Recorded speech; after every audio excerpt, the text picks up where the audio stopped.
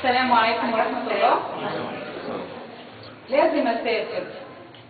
ندمت بالإبراج الشتوي وسألته هتشرب شاي واستنيت الرد مجاش.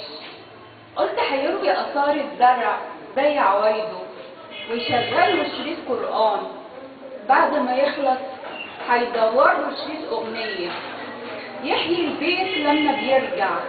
أبدأ أحكي له الحكايات. جابني الست جارتنا وقالت أما السوق كان زحمة بشكل، بكرة هنعمل إيه على الأكل؟ بس اليوم في شيء متغير، حاجة تحير. بعد الصمت اتكلم قال لازم أسافر، ضاقت بيا الدنيا خلاص، بس أعهدك على الإخلاص. يوم والتاني سابني وراح، جدت كل آثار الزرع، كوباية الشاي ما شربهاش واستنيت الرد مجاش.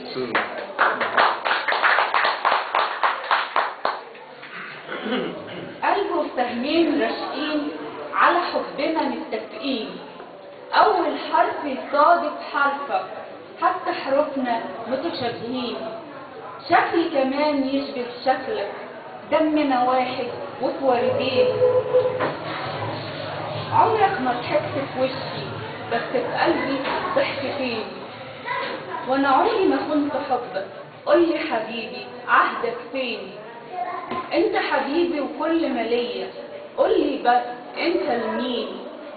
عايز تبعد ابعد وانسى، بس هعيش لك كل سنين. حط حروفك عالسطرين، سطر الحب وسطرك فين؟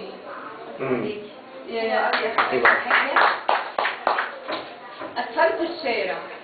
أسفلت الشارع حافظ خطوة رجليا، بلكونتك بتطل عليا، وقميصك على الحبل يرقرق ويسلم.